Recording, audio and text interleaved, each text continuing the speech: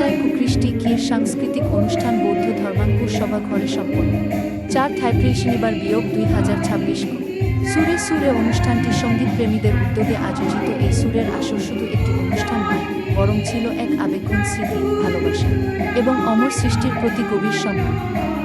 কলকাতার বুবাজার এই বৌদ্ধ ধর্মাঙ্কুর সভাঘর কি এ গ্রুপ এর সুচারুরূপে সঞ্চালনায় ওঠা এই সুরময় পরিবেশে নতুন প্রজন্মের শিল্পীদের সৃষ্টিগুলিকে নতুনভাবে জীবন্ত করে তুলেছে, যা উপস্থিত দর্শক শ্রোতাদের হৃদয় স্পর্শ করে যায়।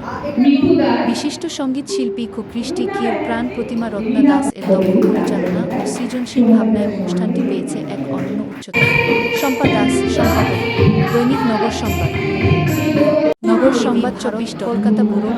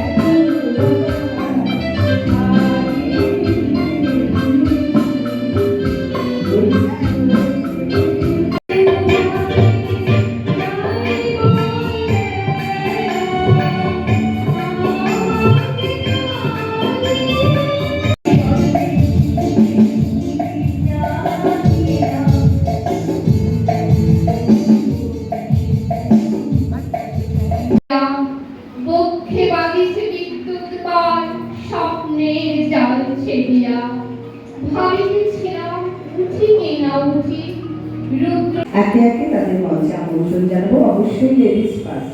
প্রথমে শম্পাকে আমরা মঞ্চে আমন্ত্রণ জানাবো, শম্পা দাসকে। আসলে বলছেন আমাদের সকলের প্রিয় একটা সুন্দর মুহূর্ত বলি।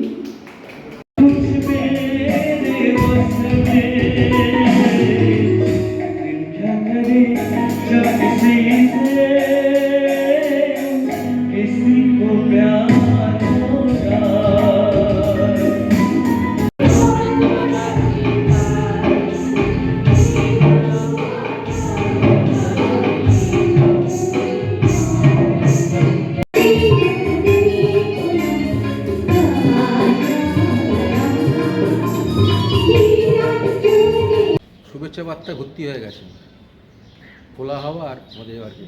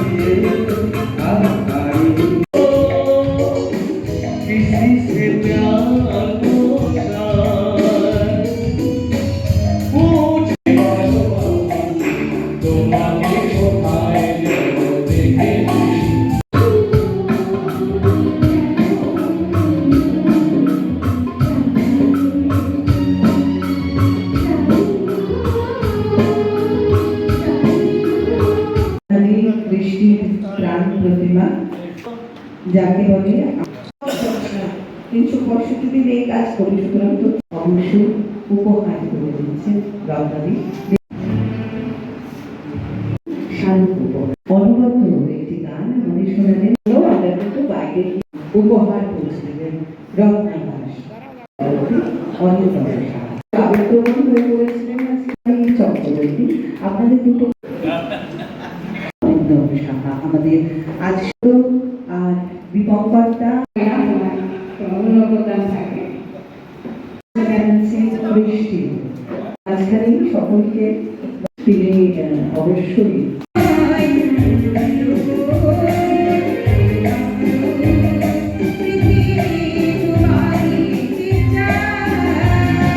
আমন্ত্রণ জানাবো। অসংখ্য ধন্যবাদ। আমরা অনেক অনুরোধ জানাবো গোপাল কৃষ্ণ চোপাকে, ঠিক যেভাবে আমাদের এখন হোক না, না হলে কেমন চাই না শাহরুখ এবং করুণা সরকার। আমরা আমন্ত্রণ জানাবো আমাদের আজকের ক্লাসেও এত কথা শোনার মানুষ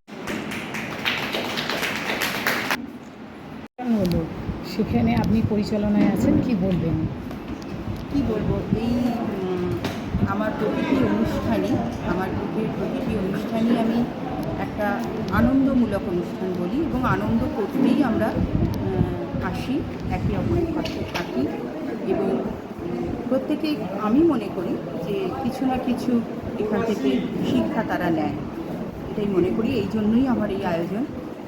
আজকে এরকম একটা সুন্দর এক ছাদের তলায় একসাথে এতগুলো মানুষ, আজকে কতজন এখানে পার্টিসিপেট করলো?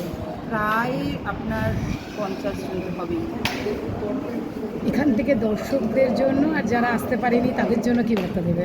তাদের জন্য, যারা আসতে পারেনি তাদের জন্য বলবো, তারা যেন যে কোনো কারণে তো হয়তো আসতে পারেনি, তাদের আসার ইচ্ছে ছিল বলেই তারা নাম দিয়েছিল, কিন্তু আসতে পারেনি।